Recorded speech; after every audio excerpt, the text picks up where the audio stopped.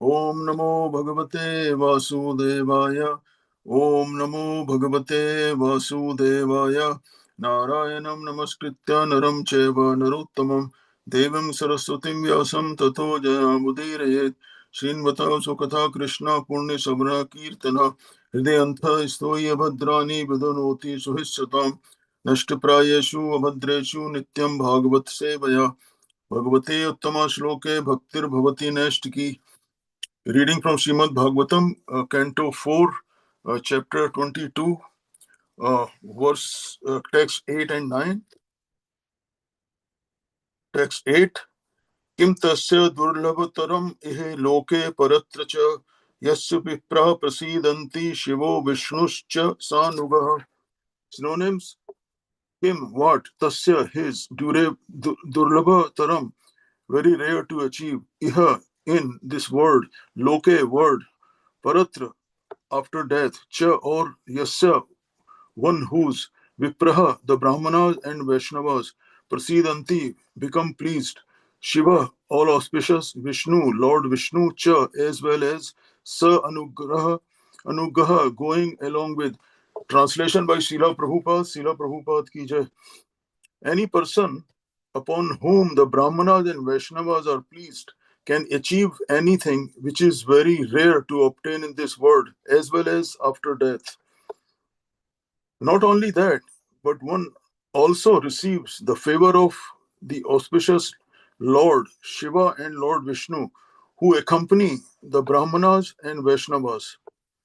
Purport by Srila Prabhupada ki jai.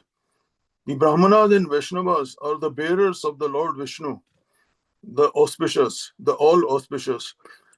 As confirmed in the Brahma Samhita 5.38, Premanjana Churita Bhakti Vilochanena Santa Sadev Hridesha Vilokyanti Yam Syam Sundaram Achintya Guna Swarupam Govindam Adi Purusham Tam Aham Bhajami. The devotees, out of their extreme love for Govinda, the Supreme Personality of Godhead, always carry the Lord within their hearts. The Lord is already in the heart of everyone, but the Vaishnavas and the Brahmanas actually perceive and see him always in ecstasy.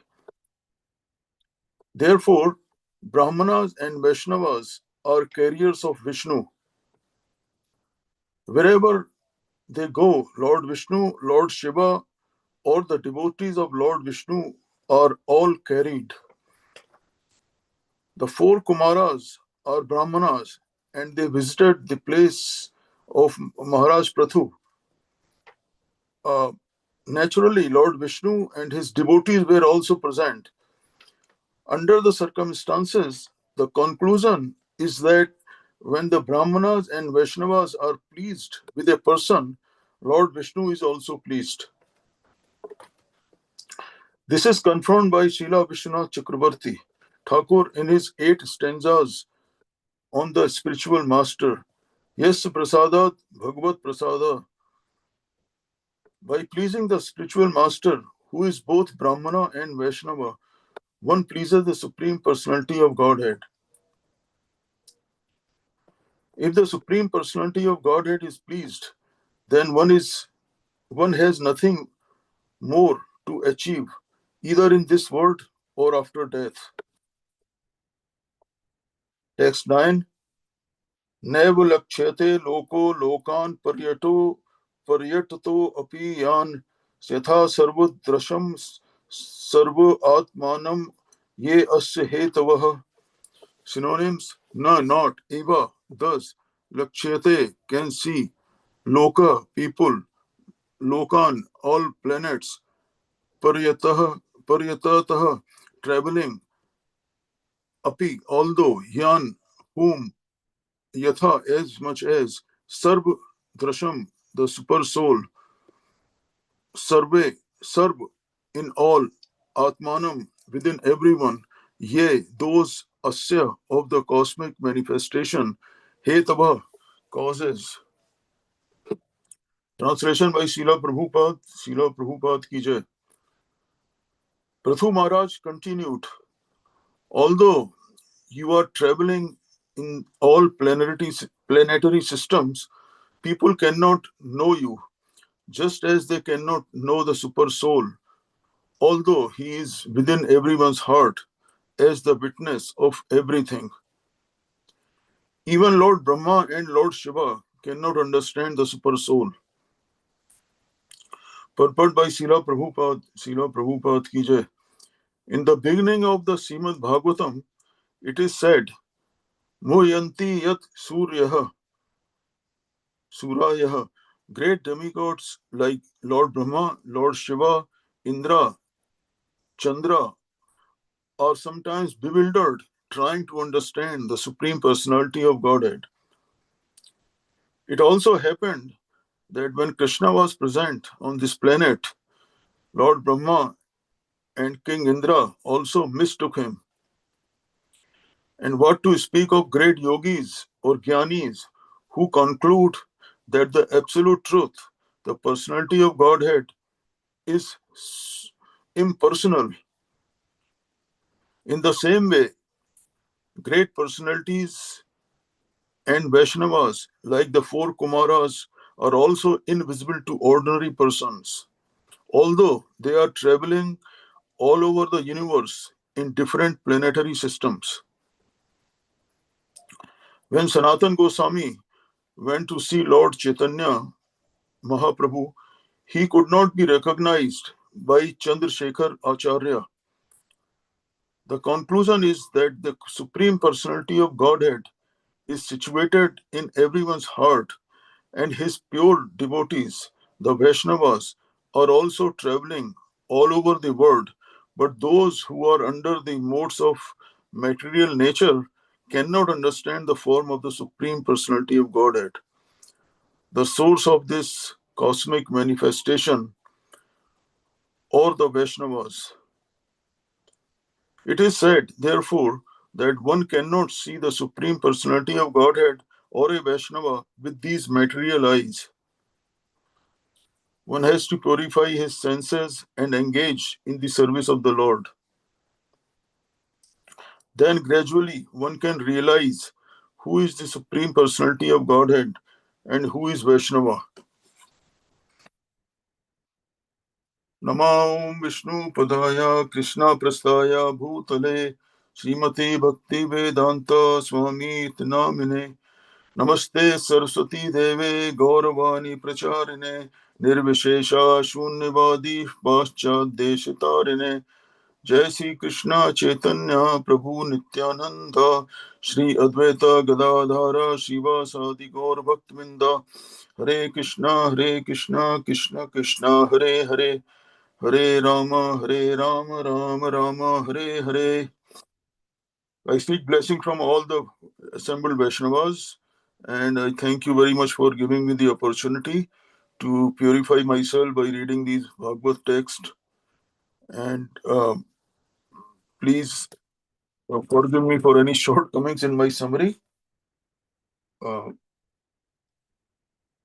so these two texts relate to the significance of Brahmanas and Vaishnavas, as the purport of text 8 states that Brahmanas and Vaishnavas are bearers of Lord Vishnu. Also, just like the Supreme Personality of Godhead, Krishna, is not perceived by living entities with their material eyes and senses, uh, in the same way, highly elevated Brahmanas and Vaishnavas, like the four Kumaras, cannot be perceived by people through their material impure senses. Also, another significant point mentioned in text 8 is the importance of spiritual master who is both Brahmana and Vaishnava. And if one pleases the spiritual master, then one can receive the mercy of Lord Vishnu. Also, another significant message is that one has to purify their material senses through devotional service to the Supreme Personality of Godhead. So the question comes how one can control and purify their senses. Normally, as human living entities, we begin contemplating on the objects of senses, and and that means we start developing material desires and hoping to fulfill those desires. We start attachment to material desires, which further develops into lust. And once we are not able to fulfill our lusty desires, anger develops. And the anger results in delusion. Uh, and then delusion results in bewilderment of memory and loss of intelligence. And then person acts foolishly and indulges in sinful activities. And thus the person falls down and starts suffering. Uh, Srila Prabhupada has said,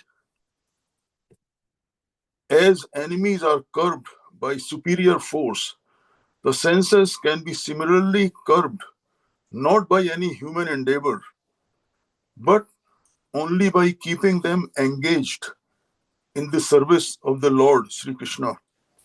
That's a statement from Prabhupada.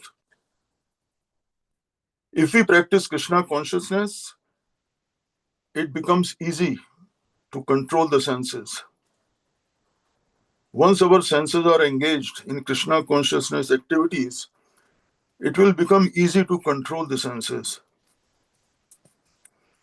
By our own endeavor, to control the senses is a Herculean task. But since we engaged in the service of Krishna, so Krishna, who is the master of senses, Sri Kesha, helps us to control our senses. In this regard, to this topic of controlling senses and engaging them in devotional service to purify your senses and control the senses, we can refer to great Vaishnava devotee and great king Amrish Maharaj, who is listed in Srimad Bhagavatam. The great king Amrish Maharaj would always engage his senses in Krishna consciousness activities. Maharaj Amrish always engaged his mind in meditating upon the lotus feet of Krishna. His words in describing the glories of the Lord, his hands in cleaning the Lord's temple, and his ears in hearing the words spoken by Krishna or about Krishna. He engaged his eyes in seeing the deity of Krishna, Krishna's temples, and Krishna's places like Mathura and Vrindavan. He engaged his senses of touch in touching the bodies of Lord's devotees. He engaged his sense of smell in smelling the fragrance of Tulsi offered to the Lord. And he engaged his tongue in tasting the Lord's prasad. Maharaj Amrish engaged all his senses in devotional service, in various engagements related to the Lord. This is the way to increase attachment for the Lord and be completely free from all material desires. By these spiritual activities, Amrish Maharaj's senses had become completely pure. So he always remained peaceful and happy. The great king has shown us the process to control the senses by practicing Krishna consciousness. So, if we do not want to fall down and do not want to entangle in the cycle of birth and death, then the first and foremost important thing we should do is to stop contemplating on the objects of the senses and stop getting allured by material desires. I'll stop here. Thank you very much, devotees.